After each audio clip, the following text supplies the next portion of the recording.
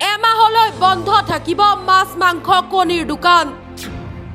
অহা 30 জুনৰ পৰা মাছ মাংসৰ দোকান বন্ধ ৰখাৰ নিৰ্দেশ প্ৰশাসনৰ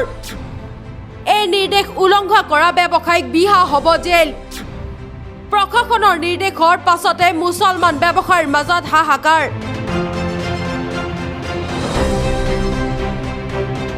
এমাহলৈ মাছ মাংস কণীৰ দোকান ৰাখিব লাগিব বন্ধ প্ৰশাসনৰ নিৰ্দেশক লৈ উত্তৰ প্ৰদেশত এতিয়া আৰম্ভ হৈছে তীব্ৰ বিতৰ্ক কাবৰ যাত্ৰাক কেন্দ্ৰ কৰি উত্তৰ প্ৰদেশৰ আমৰোহা জিলাত জাৰি কৰা হৈছে এক গুৰুত্বপূৰ্ণ প্ৰশাসনিক নিৰ্দেশ এই নিৰ্দেশ অনুসৰি অহা 30 জুনৰ পৰা 12 আগষ্টলৈ কাবৰ যাত্ৰাৰ নিৰ্দিষ্ট পথ আৰু সংলগ্ন অঞ্চলসমূহত মাছ মাংস আৰু কণীৰ দোকান বন্ধ ৰাখিব লাগিব প্ৰশাসনে স্পষ্টকৈ জনাইছে যে এই নিৰ্দেশ অমান্য কৰা ব্যৱসায়ীৰ বিৰুদ্ধে কঠোৰ আইনী ব্যৱস্থা গ্ৰহণ কৰা হ'ব প্ৰশাসনৰ মতে কাবৰ যাত্ৰাৰ সময়ত লাখ লাখ শিৱ ভক্তই বিভিন্ন পথ ব্যৱহাৰ কৰি পবিত্ৰ যাত্ৰাত অংশগ্ৰহণ কৰে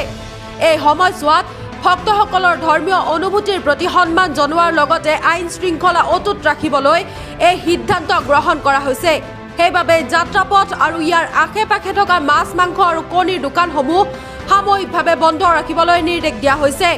কিন্তু এই সিদ্ধান্তই অঞ্চলটোৰ বহু ব্যৱসায়িক বিশেষকৈ মুছলমান সমাজৰ মাছ মাংস ব্যৱসায়ীসকলক চিন্তাত পেলাইছে তেওঁলোকৰ অভিযোগ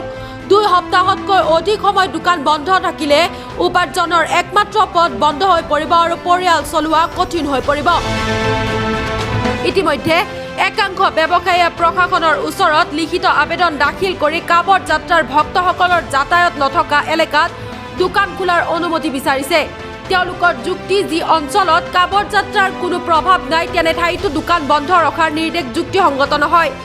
ব্যৱসায়ীসকলে স্পষ্টকৈ জনাইছে যে যদি তেওঁলোকৰ আবেদন গ্ৰহণ কৰা নহয় তেন্তে বিষয়টো লৈ উচ্চ ন্যায়ালয়ৰ কাষ চাপিব